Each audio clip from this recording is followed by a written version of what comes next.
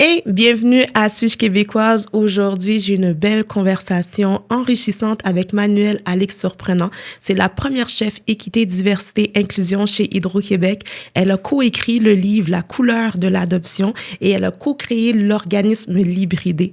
On parle aujourd'hui, bien sûr, d'identité québécoise, d'adoption et aussi un petit peu de nos enfants mixtes. Reste à l'écoute.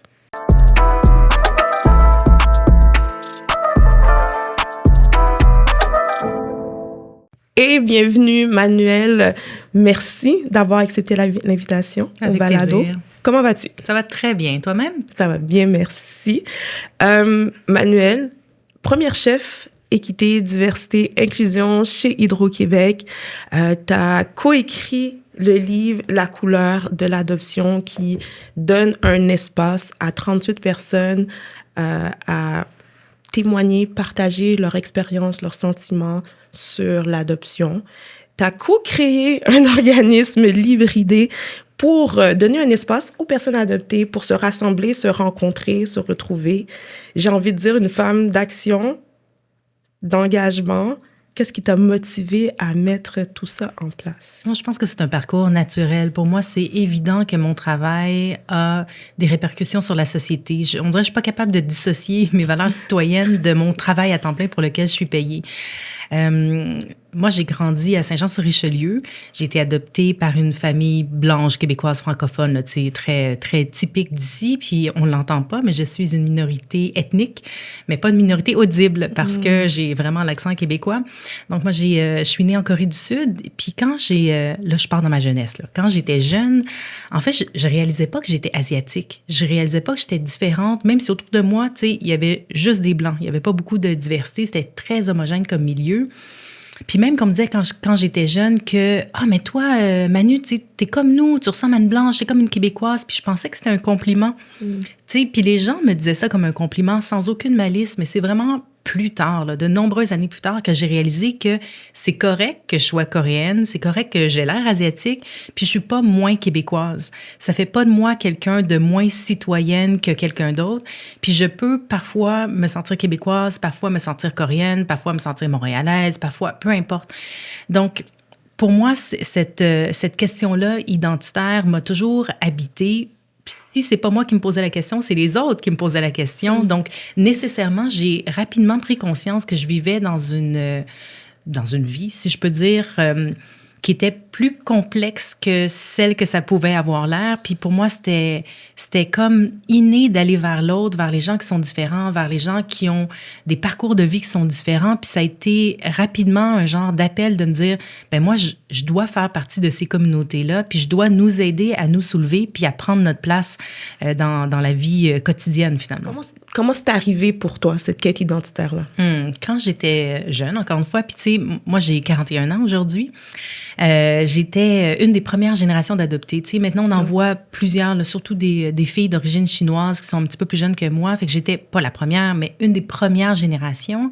Puis on avait peut-être moins l'habitude de parler du côté différences culturelles, les origines. On avait, je pense, plus tendance à dire aux parents, ben dites que l'enfant fait partie de votre famille, puis que c'est ici qu'il est maintenant. Tu sais, j'ai l'impression que c'est peut-être un petit peu plus ça, les messages. Puis moi, rapidement, j'ai intégré la notion de pas déranger. Moi, je me suis dit, on dirait que j'ai ce souvenir-là quand j'étais jeune de me dire, je peux pas trop poser de questions sur mon adoption, sur mes origines à mes parents parce que ça risque de les blesser. J'avais cette conscience-là vraiment profonde de me dire, je peux pas poser des questions qui vont déranger, même si, tu sais, mes parents sont très ouverts. Ma mère m'a toujours dit, si tu veux retourner en Corée, si tu veux retrouver tes parents, je vais t'accompagner. Puis moi, je disais, ben non, maman, c'est toi, ma mère. Même si à l'intérieur de moi, je pense que j'avais peut-être une petite graine d'intérêt puis de questionnement, mais j'ai jamais osé le dire. Donc, je sentais pas que j'avais cette place-là à exprimer, dans le fond, cette quête, ce questionnement, puis peut-être cette différence aussi, parce qu'on valorisait beaucoup que tout le monde soit pareil, finalement. Puis c'est quand je suis arrivée à Montréal pour le cégep, pour l'université, que j'ai réalisé que c'était correct d'être différente, puis qu'il y avait des gens qui étaient différents aussi.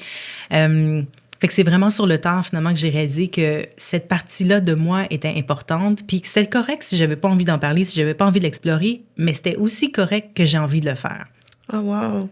Puis, je sais que tu es allée en Corée du Sud. Est-ce que tu es allée pour plus découvrir le pays où tu es né ou parce que justement tu recherchais des références? Moi, je suis une grande voyageuse. Okay. J'aime beaucoup, beaucoup voyager. Et puis, j'ai rencontré des Coréens pour la première fois au Japon, en tout cas, peu importe. Et quand... Oh oui, okay. Oui, c'est ça. Dans un autre balado qu'on aura beaucoup, beaucoup de temps, je raconterai ça. Mais il est arrivé des moments dans ma vie où j'ai réalisé que j'avais envie... En fait, j'avais besoin de retourner à mes origines. J'étais, je pense, environ à Cégep Université. Puis... j'ai eu une opportunité de faire un stage à l'international pour la fin de mon bac en communication et relations humaines. Puis j'ai choisi la Corée du Sud. En fait, j'ai eu des opportunités en Corée du Sud, donc je suis retournée. Puis c'était vraiment dans l'intention, c'était une opportunité par les études, mais c'était vraiment dans l'intention de renouer finalement avec mon identité. Puis, mais j'étais pas du tout préparée, là. Mais pas du tout préparée. Moi, je connaissais très peu de personnes adoptées, puis on parlait pas de l'adoption entre nous. C'était, tu sais, une amie ou une connaissance, mais pas parce que c'était une personne adoptée, juste parce que c'est comme ça. Puis c'est en arrivant en Corée que j'ai réalisé, parce que je pense que les Coréens sont encore la plus grande diaspora de personnes adoptées à l'international. C'est pas juste parce que ça a été un pays pauvre, mais ça a été aussi un commerce pour la Corée du Sud. Et donc, c'est terrible. Il y a un côté de moi qui est comme ouf quand j'entends ce terme-là, que ça a été un commerce parce qu'on parle d'enfants. Oui, tout à fait. Puis, il y a plusieurs militants qui vont dire que ça a coûté moins cher d'exporter les enfants plutôt que de développer des services sociaux pour pouvoir en prendre soin. Toute la question culturelle aussi des femmes qui peuvent pas avoir des enfants sans être mariées. Beaucoup de questions culturelles, mais à un moment donné, jusqu'à quel point est-ce que la culture peut légitimer le fait de laisser aller ses enfants. Puis il y a même le gouvernement coréen récemment qui a ouvert une grande enquête sur les pratiques d'adoption dans les années, j'ai oublié les années, peut-être entre 60 et 90, je dirais, parce qu'ils ont réalisé que les agences d'adoption avaient des pratiques frauduleuses. Donc, parfois, des parents qui venaient déposer leur enfant dans les orphelinats en disant, je vais revenir chercher mon enfant dans 2 ans, j'ai juste besoin d'un petit moment pour pouvoir me remettre sur pied. Puis quand les familles revenaient, les enfants étaient disparus. Donc, disparus où? En adoption internationale pour certains d'entre eux. Puis je dis pas que tous les cas sont des cas de fraude, mais c'est arrivé où on a été menti sur notre histoire. Puis moi, ça, quand je suis allée en Corée du Sud en 2006, j'étais pas du tout au courant de toutes ces situations. En fait, comment est-ce que l'adoption était une pratique économique, mais ancrée dans des politiques. Moi, je pensais que c'était quelque chose de super individuel. Tu sais, on m'avait toujours dit, ta mère biologique ne pouvait pas te garder, puis nous, on était une famille qui avait beaucoup d'amour, puis on voulait, une autre enfant, donc on t'a adopté. Fait que, tu sais, ça a toujours été ça, mon narratif, de me dire, mais c'est le fun, c'est un beau contexte, tu sais, d'un côté, on pouvait pas prendre soin de moi, puis de l'autre côté, il y avait tellement d'amour, fait qu'on fait le match, mais finalement, j'ai réalisé que c'était un petit peu plus complexe que ça, puis pour la première fois, j'ai rencontré des gens qui s'identifiaient comme adoptés. Tu sais, en Corée du Sud, pour moi, c'était comme... Wow, OK, c'est pas des gens qui disent moi je suis américain ou je suis coréen, je suis une personne adoptée puis j'ai un contexte historique, social, puis tu sais je viens chercher une partie de mon histoire qui m'appartient. Puis moi ça m'avait beaucoup pas choqué mais ça m'avait un peu brusqué parce que ça m'ébranlait dans le fond dans tout mon concept identitaire que je pensais qu'il était juste parce qu'il y avait de l'amour que j'avais été adoptée. Puis c'est à ce moment-là, quand je suis revenue de Corée, je me suis dit, wow, je dois pas être la seule à me poser toutes ces questions-là. Donc, c'est à ce moment-là que j'ai essayé de trouver d'autres personnes adoptées et que j'ai cofondé l'Hybridé, dans le fond, pour rassembler des personnes qui se posaient des questions comme moi. C'était un petit peu égoïste, là, finalement, à la base, mais je réalisais qu'il y a beaucoup de personnes qui se posaient les mêmes questions. Égoïste, pas tant, parce que l'objectif, c'est de... OK, il y a une communauté qui existe. Est-ce qu'on peut se parler? Est-ce qu'on peut se rencontrer? Puis voir comment eux aussi ils vivent ce parcours-là. Donc, c'est beau. Oui, disons qu'il y avait un besoin. Disons qu'il y avait un besoin qu'on ignorait peut-être même nous parce qu'on s'était jamais fait dire que c'était légitime de créer un espace. Puis, au départ, il y avait beaucoup d'associations de parents adoptants. C'est normal. C'est eux qui étaient le plus nombreux. Puis, ils ont vécu aussi, je pense, beaucoup de surprises dans leur parcours d'adoption parce qu'ils n'ont peut-être pas toujours été préparés à ce qui pouvait arriver avec leurs enfants, les questions que leurs enfants pouvaient avoir. Puis, à l'époque, quand j'ai cofondé l'Hybridé, tu sais, on se disait, mais là, maintenant, on est rendu majeur. Tu sais, la plupart des adoptés au Québec, on était majeurs, on avait plus que 18 ans, on n'était plus des enfants. On a été des enfants qui ont été adoptés, mais on disait qu'on était des personnes adoptées. Donc, on était assez grands pour certains d'entre nous, même à cette époque, il y en avait qui avaient déjà des enfants, il y a des gens qui étaient mariés, des gens qui avaient des professions. Donc, on n'était plus juste des enfants un peu sans agentivité. Tu sais, on avait notre propre posture, nos propres questionnements, nos propres aspirations par rapport à l'adoption aussi. Puis c'est là qu'on a compris, quand on s'est rassemblés, que, tu sais, c'est pas tout le temps politique, là, mais c'est vraiment plus de se dire, hey, je suis pas tout seul. Puis les questions qui m'habitent sont légitimes, puis j'ai le droit de les poser, puis c'est correct de se les poser, puis des fois de pas trouver des réponses, puis c'est correct aussi de parfois pas toujours avoir envie de les poser à nos parents ou à notre famille ou à nos amis proches, parce que là, tu te fais toujours poser la question, oui, mais t'es aimes-tu tes parents? Oui, mais tu sais, t'es content d'être ici. Fait que là, il faut toujours que tu justifies un petit peu. T'es comme, oui, c'est correct, je suis québécoise, j'aime la poutine, j'aime le hockey, mais j'ai le droit quand même de me poser ces questions-là. De revenir puis d'être reconnaissant, de redire, oui, je suis très reconnaissante. Reste que j'ai besoin de ces réflexions-là, j'ai besoin de ces questionnements-là. T'es revenu de la Corée du Sud avec des réponses ou plus de questions? Oui, j'ai souvent dit que je suis revenue de Corée du Sud avec plus de questions que de réponses.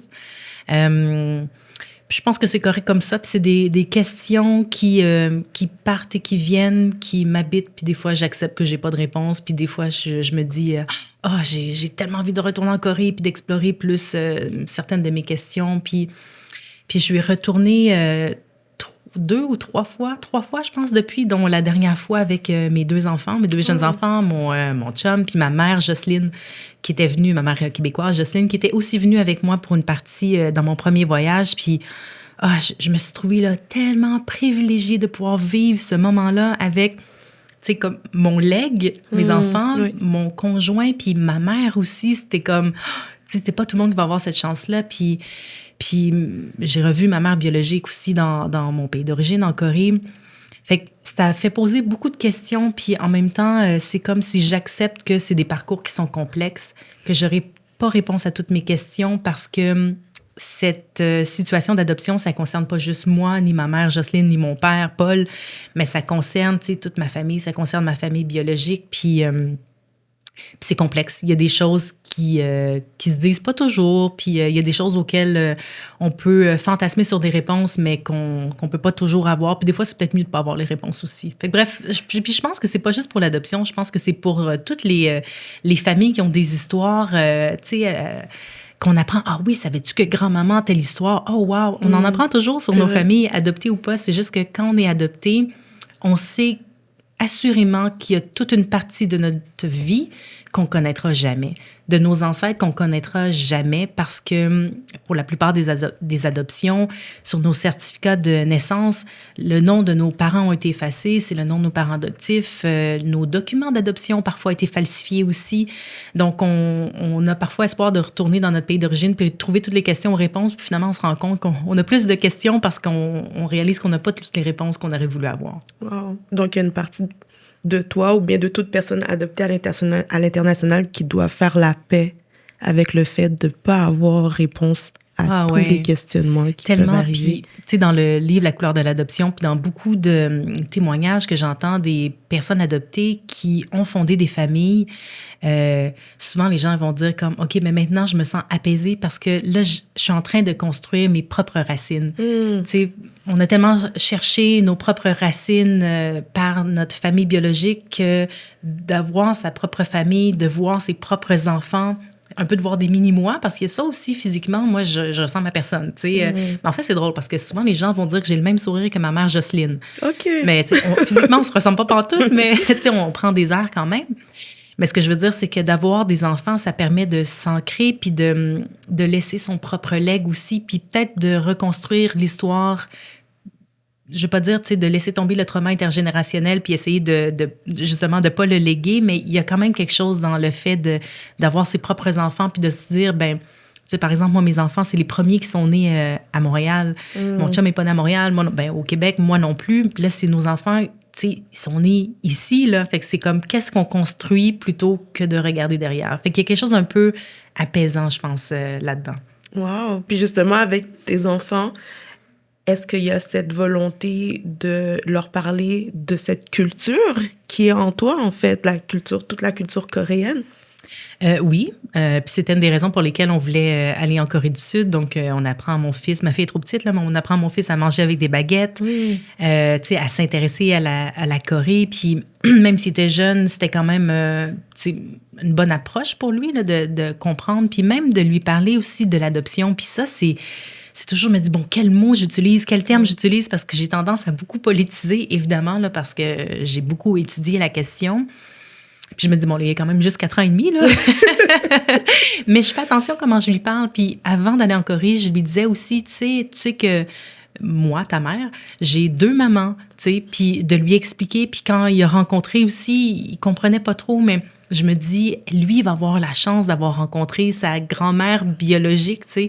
Puis sa grand-mère, Jocelyne Jojo, est comme dans notre vie quotidienne, mais d'avoir cette chance-là, puis qu'il puisse comprendre, dans le fond, que les parcours sont complexes aussi.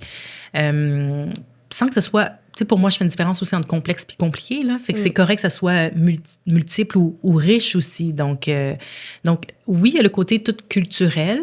Je trouve ça intéressant parce que c'est mon chum qui regarde parfois des vidéos YouTube pour apprendre à parler coréen avec mon fils. Là, je suis comme, bon, mais vous parlez plus coréen que moi maintenant. À la maison aussi. À la maison aussi. On est un couple mixte et mon mari est blanc, descendant canadien-français et il parle en créole. Souvent, souvent, moi, quand je parle en créole, c'est soit en plein de joie, vraiment dans le rire, ou je suis fâchée. Quand je suis fâchée, là, j'ai parlé en créole, mais lui, il va vraiment prendre le temps de parler en créole avec mon garçon. Donc, il amène vraiment une conversation plus neutre et constructive. Donc, j'aime ça de voir que ça se reproduit aussi les conjoints qui vont parler la langue. Oui, mais cette transmission culturelle-là, tu sais, elle est importante. Puis mon chum, il parle arabe. Puis, tu sais, j'aimerais tellement que mes enfants, naturellement, parlent français, anglais, arabe, coréen, puis peut-être une autre langue. Bon, ça se passe pas comme ça dans la réalité, là. Mais, tu sais, c'est mon souhait. Je me dis, tu sais, cette richesse-là est à leur porte, littéralement. C'est comme, ça devrait être presque inné. Mais je trouve ça drôle parce que mon fils parle anglais avec un gros accent québécois, là, tu sais. Je me dis, bon, peut-être que ça va changer éventuellement. Et le thème de ce balado, suis-je québécoise? Est-ce que tu t'es déjà posé cette question? Oh, jamais, jamais. Jamais? Mais non, c'est pas vrai. Non, c'est pas, ça se peut. Oui, oui. En fait, suis-je québécoise? Oui, mais c'est beaucoup qui suis-je, tu sais. Puis les gens me demandent souvent plus aussi d'où viens-tu. Donc ça, je pense que pour les personnes immigrantes, les personnes, même deuxième génération, les personnes adoptées, on se fait souvent poser la question, tu sais, d'où viens-tu? Puis moi, j'ai souvent résisté là, de dire d'où viens-tu? À Montréal. Oui, mais où vraiment?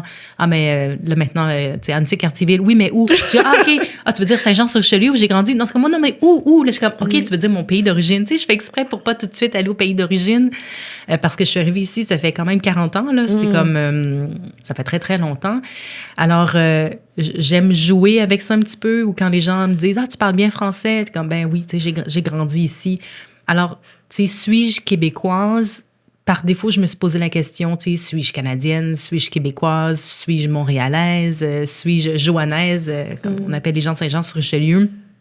Puis, je pense que comme beaucoup de personnes, non, certaines personnes peut-être de ma génération, du contexte peut-être social, des fois, je veux dire, oui, je suis québécoise. Des fois, je veux dire, je me sens plus montréalaise. Puis des fois, là, ça m'arrive moins, mais je me souviens me dire, mais aujourd'hui, je me sens coréenne. Puis des fois, je me dis, non, là, je me sens pas coréenne. Puis inversement, quand je vais en Corée du Sud, puis des fois, j'essaie d'utiliser mon nom coréen qu'on m'avait octroyé, les gens vont dire non, tu t'appelles pas comme ça, là, tu t'appelles Manuel, puis t'es canadienne. Puis je suis comme, non, mais je suis un peu coréenne. C'est comme, non. Donc les gens répondent pour toi. C'est génial. Ils ont décidé quelle était mon identité. Mais en fait, tu trouves pas que c'est souvent ça? Les gens, ils vont un peu décider pour toi quelle est ton identité. Ils vont te regarder, ils vont dire, ben toi, t'es noir, donc, tu sais, c'est rare les gens qui vont laisser cette place-là pour déterminer sous quelle facette d'identité tu as envie d'être sollicité. Puis des fois, je me fais solliciter parce que je suis une femme, des fois parce que je suis, tu sais, asiatique. Puis ce que je veux dire par là, tu sais, pour être plus concrète, c'est ça m'arrive tellement souvent, là, puis peut-être toi aussi, mais comme dans la rue, je me fais dire ni hao, konnichiwa, mais pas par des gens asiatiques, tu sais, par n'importe qui. Puis je suis comme, pourquoi vous me parlez cette langue-là, monsieur ou madame? Puis là, je chante mon gros accent québécois. Je suis comme, je sais pas qu'est-ce que vous voulez dire. Donc, les gens ont décidé, puis c'est normal, tu sais, à première vue, évidemment, je suis une femme asiatique. Donc, mais ce que je veux dire, c'est que je peux avoir un physique, je peux avoir un look, mais m'identifier différemment. Puis, tu sais, tantôt, j'ai dit à la blague, ben oui, je parle français, je mange la poutine, j'aime le hockey, mais je trouve que souvent, on va lire ça dans les articles, là, les nouveaux arrivants, de montrer comment ils sont bien intégrés. On va dire, ah oui, mais il aime regarder la partie de hockey. Mais tu sais, c'est pas tout le monde qui aime ça, regarder le hockey, puis c'est correct. Tu sais, je trouve que le Québec d'aujourd'hui est multiple, est riche justement de tout ce qui amène. Puis moi, ça me rassure parce que quand j'étais jeune, encore une fois, puis, tu sais, encore un peu aujourd'hui, mais moins pire, je regardais la télé, puis là, je me disais, mais tu sais, je suis où là-dedans? Tu sais, les modèles à la télé, tu sais, je les voyais pas, les Asiatiques, je les voyais pas, les personnes noires, je les voyais pas, les personnes en situation de handicap. Bien, c'est pas mes identités à moi, mais je veux dire, la diversité qu'on côtoie, qui construit notre Québec, moi, je les voyais pas. Puis, même encore aujourd'hui, j'ai écouté une émission l'autre jour, je vais pas la nommer, puis j'étais comme, oh mon Dieu, tu sais, les Noirs qui étaient dans l'émission, c'était tous des malfaiteurs. Ah ouais. La fille arabe était comme complètement déboussolée, puis c'est comme... Puis là, c'était les... Tu sais, pourquoi est-ce qu'on est encore dans ces stéréotypes-là? Tu sais, j'aspire à ce qu'on devienne un Québec qui est plus représentatif de ce qu'on est, puis pas ancré dans des stéréotypes, ni pour les personnes racisées, ni pour les Blancs. Tu sais, je veux dire, je pense qu'il y a bien des hommes blancs aussi qui se disent, ben moi, je suis tannée d'être portrayée comme quelqu'un de tel stéréotype, tu sais.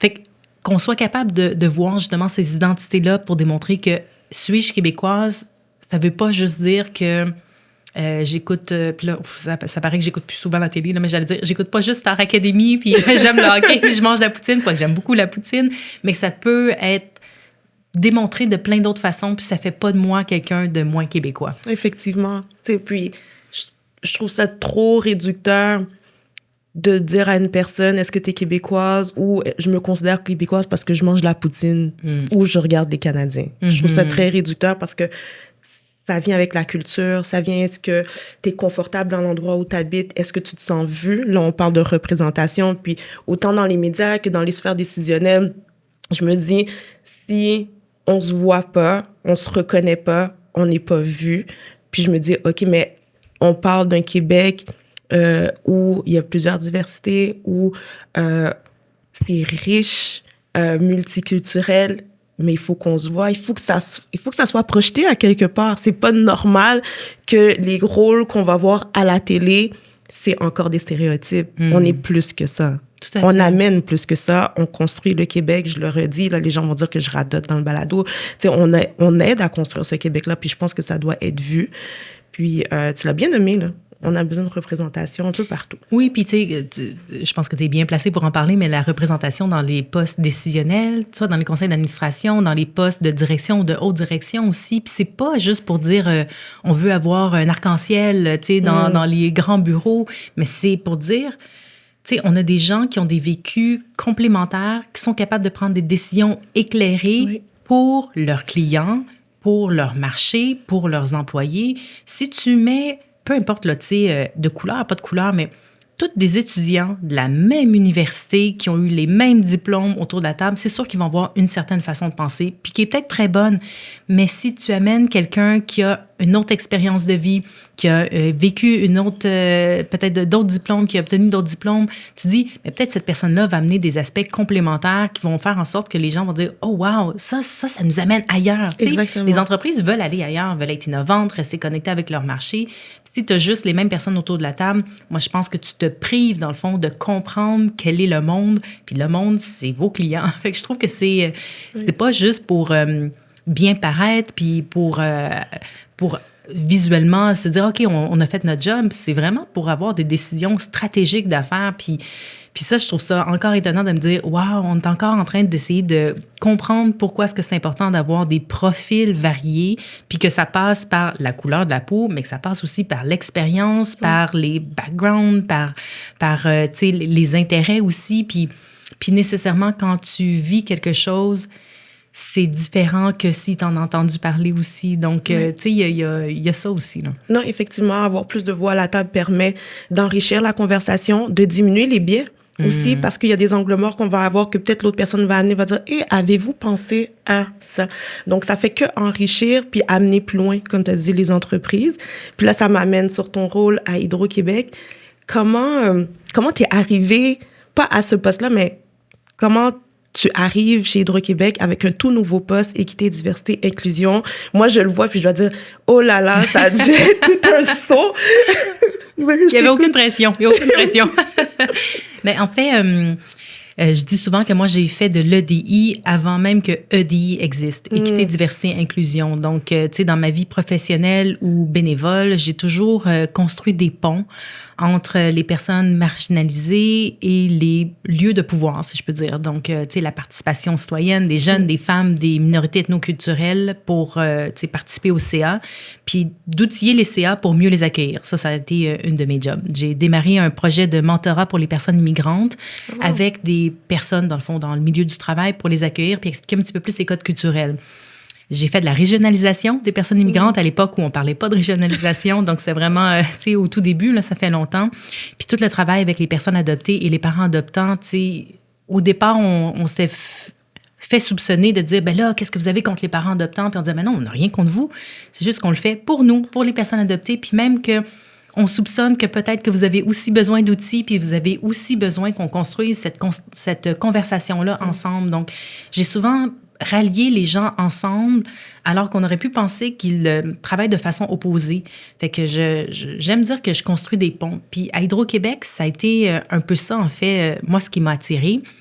Puis c'est sûr que la création du poste de chef équité, diversité, inclusion a été... comme beaucoup d'autres entreprises là, au Québec, à la suite du meurtre de George Floyd, du décès de Joyce Echaquan. Puis là, les organisations se sont rendues compte qu'elles avaient une responsabilité sociale de pouvoir justement être un petit peu plus attentifs à leurs clients, mais aussi à leurs employés, puis de s'assurer que les processus étaient équitables pour tout le monde, de donner des opportunités, des chances égales à tout le monde. Et quand le poste a été créé, puis j'ai été sollicitée pour une entrevue, je dois avouer que je me suis posé la question. Je me suis demandé, est-ce que ça, c'est un poste juste pour dire, OK, on l'a créé le poste, mais on donne aucun levier pour faire le travail, ou il y a une réelle volonté? Puis quand j'ai fait la série d'entretiens puis de rencontres, j'ai rapidement réalisé qu'il y avait vraiment une volonté de faire en sorte qu'Hydro-Québec, améliore toujours ses pratiques en termes d'inclusion puis s'assure de ne pas passer à côté de talents qui sont nécessaires à notre business. Tu sais, Hydro-Québec, c'est 23 000 employés partout sur le territoire. C'est 72 % d'hommes. C'est environ 88-89% de personnes qui sont blanches. Donc, pour moi, c'était très clair, en arrivant d'Hydro-Québec comme nouvelle chef avec une équipe, de dire que c'est pas nous contre vous, c'est nous ensemble. Tout le monde, là, les Hydro-Québécois, les Hydro-Québécoises, comment est-ce qu'on fait pour mieux travailler ensemble, pour s'assurer qu'on a tous les outils pour être inclusif, puis je vais le répéter, pour s'assurer qu'on n'est pas en train d'écarter un CV parce qu'on se dit, ouais, ce nom-là, ça a l'air compliqué, ou personne en situation de handicap, ouf, ça va coûter cher, j'ai pas les moyens pour le faire. Moi, ma job, c'est de dire, si tu penses que cette personne-là est compétente, on va te donner les outils, toi comme gestionnaire, toi comme équipe, pour être capable d'accueillir. Puis la personne, on va l'aider aussi à faire en sorte qu'elle est au maximum de ses compétences, puis qu'elle puisse se concentrer sur son travail pour faire en sorte qu'elle contribue au grand projet. Parce que c'est ça aussi, tu sais, quand on parle d'identité, c'est de se dire, si la personne, je vais prendre LGBTQ+, tu sais, arrive le lundi matin, puis elle n'a jamais dévoilé à son équipe de travail qu'elle était en couple avec, mettons, c'est une femme, en couple avec une femme parce qu'elle sent qu'il n'y a pas ce climat sécuritaire-là pour pouvoir s'ouvrir. Elle est obligée de mentir sur sa fin de semaine, tu sais. Fait que là, tu es préoccupé par ça au lieu de te concentrer sur ton travail. Je trouve que les entreprises ont tellement plus à gagner à avoir des climats inclusifs pour faire en sorte que les gens peuvent juste mettre ça de côté puis dire c'est correct puis on travaille ensemble. Tu sais, on mise sur la collaboration, on mise sur les compétences plutôt que de devoir gérer comme des biais inconscients ou conscients puis après ça des actions qui en découlent. Fait que mon travail, c'est ça, c'est d'outiller dans le fond les gestionnaires puis les fonctions de soutien, ressources humaines, santé, sécurité, et tout ça. pour faire en sorte qu'on se concentre sur les bonnes choses, puis qu'on passe pas à côté des ressources qui pourraient être super utiles pour nous, puis faire en sorte qu'une fois qu'on les embauche, on soit capable de les garder dans l'organisation aussi. Wow! Tout un poste. Oui. Tout un poste nécessaire. Pour moi, que je trouve nécessaire, c'est malmené en ce moment. C'est vraiment malmené. Est-ce que tu as une crainte qu'il y ait un revers ici au Québec sur l'EDI? Bien sûr.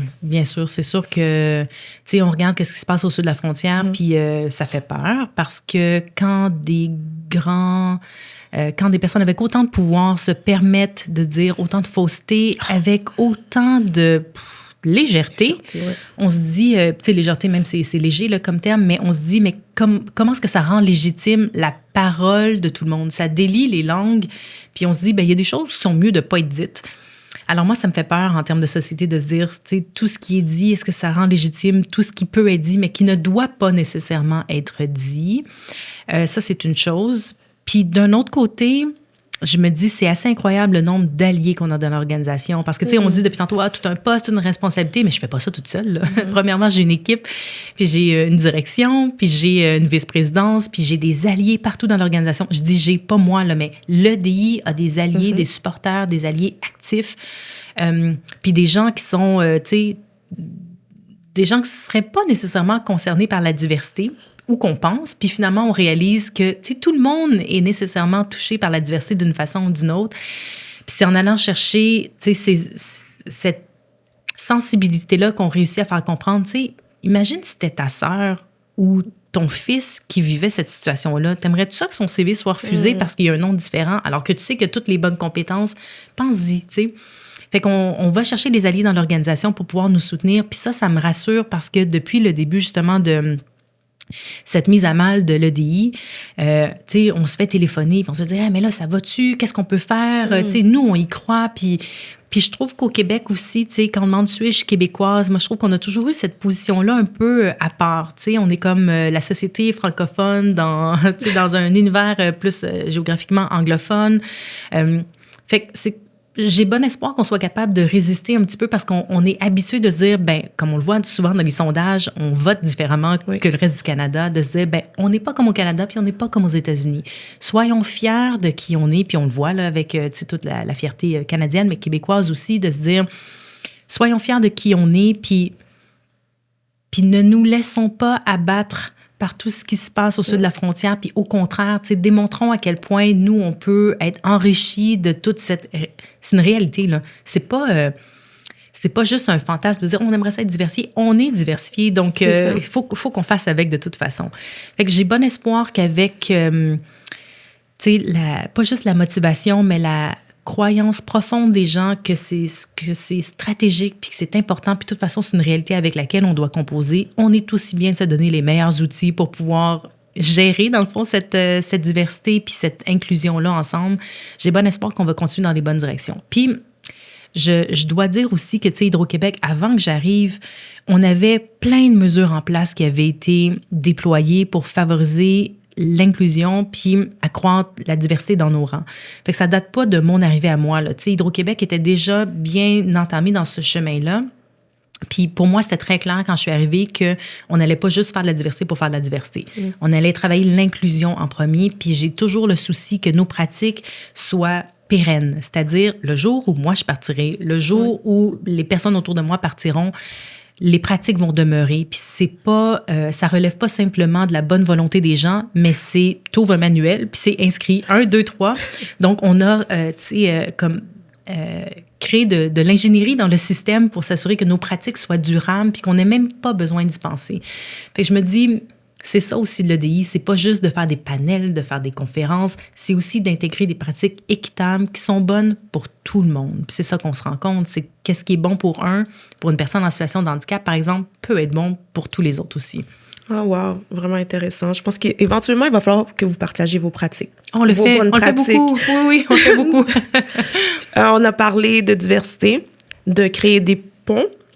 On a des enfants mixtes. Mm-hmm. C'est quoi l'avenir pour nos enfants mixtes ici au Québec? Je te pose cette question. Quelle bonne question. Je serais intéressée que tu y répondes après. Je vais avoir ta perspective à toi. Je sais pas c'est quoi la perspective pour nos enfants mixtes, mais je trouve ça toujours fascinant parce que mon conjoint est d'origine syrienne. Moi, je suis d'origine coréenne. Puis si tu regardes nos enfants, tu te dis, mais ils viennent d'où, eux? Tu sais, ils ont pas l'air nécessairement syriens, ils ont pas l'air nécessairement coréens, mais clairement, ils viennent un peu d'ailleurs. Mais c'est difficile à dire. Puis je regarde autour de moi, puis il y a beaucoup de mes amis qui ont des enfants mixtes aussi. Que ce soit comme Mexicains, Irlandais et Québécois, Chinoises et Québécois, Vietnamiens, Québécois, Juifs et Japonais. Tu sais, je veux dire, il y a des mix partout. Fait qu'est-ce que ça va être plus normalisé? Est-ce que les noms qu'on trouve difficiles à prononcer vont être plus normalisés aussi? Est-ce que les cultures d'ailleurs, justement, de se dire, ben oui, moi, je suis québécoise, mais par exemple, pour ma fille, je suis québécoise, mais je suis aussi syrienne et je suis aussi coréenne, puis ça sera pas menaçant, ça va être juste une réalité. Je l'espère. Mais tu sais, la perspective pour nos enfants, j'espère qu'elle sera plurielle ou que leur parcours sera reconnu comme une richesse, puis que leur identité soit pas constamment menacée, puis que ça sera pas considéré comme dilué, c'est-à-dire, c'est plus des Québécois purs, mais que ça sera au contraire de dire, wow, toute cette richesse-là fait en sorte qu'on est une société, une nation qui est tellement puissante, qui est tellement complexe et belle parce qu'on est justement, on s'apporte l'un et l'autre. Bon, ça, c'est peut-être moi aujourd'hui qui est très positive, mais je sais pas, toi, qu'est-ce que t'en penses? Une grande question. Je te rejoins. Ce que je souhaite, c'est qu'ils puissent juste vivre leur identité, qu'ils la construisent, qu'ils construisent leur propre identité, puis que ça soit vu comme une richesse, comme une plus-value, que les cultures soient mixées, que ça soit pas défini une seule chose, une seule culture, mais que ça soit juste des êtres humains qui vont être, comme je l'ai dit, un plus à la table. Puis, je suis en grande réflexion sur cette question. Je me suis dit, est-ce qu'ils vont avoir... Tu sais, je me demande, est-ce qu'ils vont avoir leur place? Je souhaite qu'ils puissent avoir leur place. Je me demande comment accompagner. Beaucoup, comment accompagner. Parce que veux pas, même si je souhaite lui inculquer ma culture, ce que je vais faire, je vais lui inculquer ma culture, on va aussi inculquer la culture québécoise. Est-ce que lui, il va devoir définir sa culture? Je parlais de construction identitaire, puis je me dis, il pourra nécessairement pas s'identifier complètement à moi, ni complètement à son père. Donc, j'ai tous ces questionnements-là. Comment mieux l'accompagner pour que lui puisse se trouver à l'intérieur de ces deux mondes-là, mais aussi de pouvoir vivre sa vie au Québec pleinement. Puis, j'ai juste le mot en anglais, embrace. Désolée pour l'anglicisme, mais vraiment de pouvoir embrace tout ce qu'il y a alentour de lui, puis de rencontrer d'autres enfants aussi mixtes, puis de faire comme, wow, comment on peut marier toutes ces cultures-là, puis de former une seule nation forte, belle, puis qui avance ensemble. Oui. Puis tu sais, comment est-ce qu'on les outille, puis comment est-ce qu'on a cette conversation-là avec eux? Il est jamais trop tôt. Tu sais, c'est tellement impressionnant, je trouve, de voir à quel âge, rapidement, ils sont prêts d'avoir ces conversations-là. Puis même si c'est pas en toute profondeur, ça peut quand même avoir un impact. Tu sais, moi, je fais beaucoup attention au type de livre qu'on lit à mon fils, ma fille aussi, là, mais tu sais, d'avoir des profils variés, d'avoir des personnes qui sont pas juste blanches ou pas juste asiatiques ou pas juste arabes, mais vraiment des profils différents. Puis j'ai rencontré une femme asiatique récemment qui me disait, moi, je suis une femme asiatique, puis elle est toute petite, puis tu sais, ses enfants sont quand même adolescents, je pense, puis elle avait l'air tellement jeune, puis elle me disait, mais moi, souvent, je me bute aux préjugés parce que les gens vont dire, t'es une asiatique, mais OK, tu parles, puis t'as des opinions, puis t'as pas peur. Puis elle disait qu'elle va dans son conseil d'école, puis elle regarde les examens ou les travaux, puis elle dit, ben là, tu sais, est-ce qu'on peut avoir des prénoms qui sont plus variés dans les exemples? Tu sais, par exemple, Pierre et Jean ont 8 vaches. Là, je dis n'importe quoi. Elle dit, tu sais, est-ce qu'on peut avoir Ibrahim et, tu sais, Carlos ont, tu sais, peu importe, mais juste ça a l'air vraiment anodin, mais si l'environnement de nos enfants reflète pas nos valeurs ou notre réalité, comment est-ce qu'ils vont l'apprendre? Je trouve qu'on a effectivement cette responsabilité-là de se dire l'environnement qui les entoure, qu'on est en mesure de façonner pour eux. Comment est-ce qu'on normalise un petit peu cette diversité-là puis cette richesse-là? Parce que si eux aussi sont un peu obligés de construire leurs propres repères parce que les repères qui sont à leur disposition ne les représentent pas, comme nous, je pense que peut-être quand on était jeunes, mais je me dis, ah là, on vient encore de passer une génération où on a manqué quelque chose, oui. Tout à fait. Merci, Manuel, pour la conversation. Merci à toi. Très riche. Je vous encourage à aller lire le livre et à aller donner pour l'organisme Livité. Donc, un gros merci pour ta présence aujourd'hui. Merci pour la conversation.